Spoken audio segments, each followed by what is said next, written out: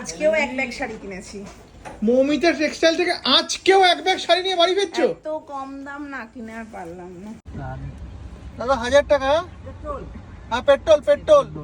Hello, নমস্কার বন্ধুরা, আজকের ভিডিওটা কিন্তু শুরু হচ্ছে একেবারে শান্তিপুর থেকেই। আমার লাল লাল ঝালঝাল গাড়ি করে চলে এসেছি সপরিবারে শান্তিপুরে পুজোর শপিং করতে। কি তাই তো? এর আগে এই দোকানটাতেই এসেছিলাম, একটা শাড়ি কিন্তু রিয়ার পছন্দ হয়নি, সেটাও এক্সচেঞ্জ করাবো, এবং আরও নাকি নতুন নতুন কালেকশন এসছে, সেগুলো নেবো। কই রিয়া, কোনটা পছন্দ হয়নি তোমার? দেখো দেখো, সেটা তো নেবই, তার পাশাপাশি দেখো এত শাড়ি কিন্তু অলরেডি রিয়া শপিং করে ফেলেছে। ওকে, কি কই, এখান থেকেও কি আবার নিতে হবে নাকি?